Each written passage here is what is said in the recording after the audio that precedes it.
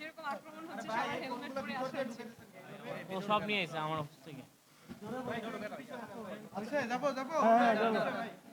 আচ্ছা, আমি নিজেই শুরু করি। আমি আজকে অনেক এক্সাইটেড। আপনারা এখন যে প্রাঙ্গণে দাঁড়িয়ে আছেন বিকারুননিসা নূন স্কুলের ক্যাম্পাস।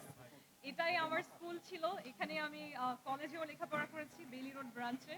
তো এক জায়গা থেকে আসলে খুব সম্মানিত বোধ করছি যে প্রথমবার নির্বাচনে দাঁড়ালাম প্রার্থী হয়ে এবং ভোট কেন্দ্রে আসলাম।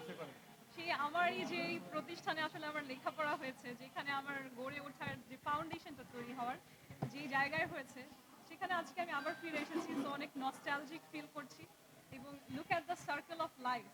সেই ছোটবেলার ছোট বাচ্চা মেঘনা যে স্কুলের মাঠে আসলে খেলতো, যেই জায়গায় সে লেখাপড়া করে বড় হয়েছে, এখন সে প্রাপ্তবয়স্ক হয়ে নির্বাচনের মতন মাঠে ঢাকা ৮ আসনের মতো একটা ঝুঁকিপূর্ণ জায়গা থেকে, যেখানে সাধারণত কখনোই ইতিহাসে নারীরা অংশগ্রহণ করে না খুব একটা, এবং আজ পর্যন্ত আমরা কোনো নারী এমপি দেখিও নেই, সেই রকম একটা জায়গায় একজন একমাত্র নারী প্রার্থী হয়ে অংশগ্রহণ করে তারই সেই স্কুল প্রাঙ্গণে এসে ভোট দিচ্ছে।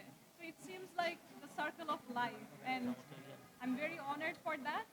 আর আজকে আমি সবগুলো সেন্টার আসলে ঘুরে দেখিনি, আমি একমাত্র আমার যেখানে ভোট দেওয়ার কথা সেখানেই এসেছি। এবং আপনারা জানেন যে আমি সবসময় যখন কোনো একটা কাজ করি যেটা মিডিয়াতে ফোকাস হচ্ছে, সেই কাজটা আসলে কখনোই শুধুমাত্র করার জন্য করা থাকে না, প্রত্যেকটা কাজের পিছনে একটা ইন্টেনশনাল মেসেজিং থাকে।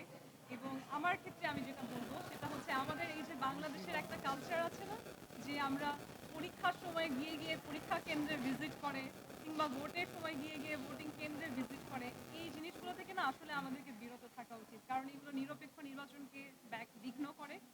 অনেক মানুষ দেখেন যারা ভোট দিতে এসেছে, যখন দেখবে যে একজন শক্তিশালী প্রার্থী, শক্তিশালী বলতে প্রার্থী হিসেবে শক্তিশালী না, ধরেন সে সমাজে একটু ইনফ্লুয়েন্সিয়াল কিংবা সে একটা ইনফ্লুয়েন্সিয়াল পার্টির লোক, তখন কিন্তু এটা তাকে ইনফ্লুয়েন্স করে যে আমার ভোট দেওয়াটা আসলে কোনোভাবে আমার ক্ষতির কারণ হবে কিনা, কিংবা সে ভীত হতে পারে, ইনফ্লুয়েন্স হতে পারে। সেই ক্ষেত্রে আসলে প্রার্থীদেরকে কোনোভাবেই ভোটারদেরকে অ্যাটলিস্ট ভোটের দিন ইনফ্লুয়েন্স করা উচিত না।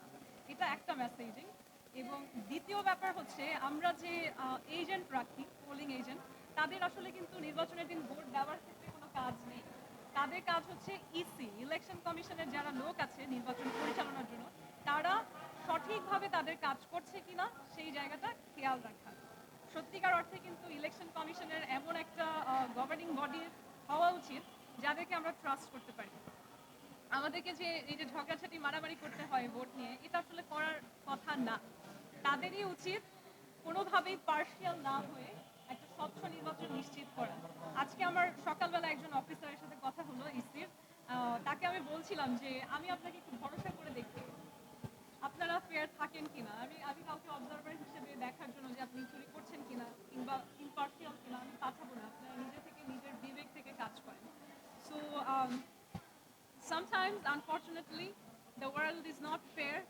এখানে অনেক সময় হচ্ছে যাদেরকে বাইরে থেকে ভালো মনে হয় তারা ভেতর থেকে খারাপ হয়, যাদেরকে মনে হয় খারাপ তারাই আসলে ভালো হয়। So the world can be complicated.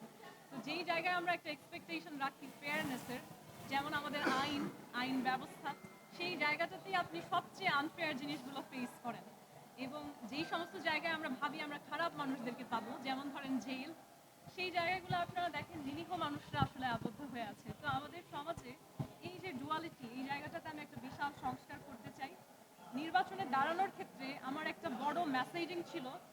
আপনারা দেখেছেন যেহেতু সবগুলো প্রার্থীকে আপনারা দেখেছেন, একজন প্রার্থী হিসেবে একটা প্রার্থীর প্রচারণার যেই ক্যাপাসিটি থাকার কথা, অ্যাকচুয়ালি এই নির্বাচনে মেঘনা আলম তার 10% না, আই উড সে 2%ও করেনি। আমাদের যে নিয়ম ছিল কোনো স্কুলের ভেতর প্রচারণা করা যাবে না, আপনারা দেখেছেন অন্য প্রার্থীরা বিভিন্ন নাম দিয়ে মত বিনিময় সভা অনেক রকম নাম দিয়ে সেই স্কুলের মধ্যে গিয়ে নির্বাচনের প্রচারণা করেছে। আপনারা দেখেছেন বলা হয়েছিল কোথাও পোস্টার দেওয়া যাবে না, অথচ শত শত লাখ লাখ পোস্টার ছিল অন্য প্রার্থীদের, মেঘনা আলমের একটাও ছিল না।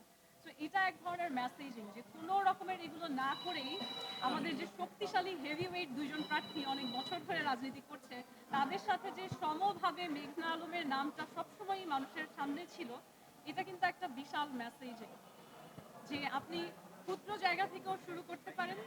এবং এই যে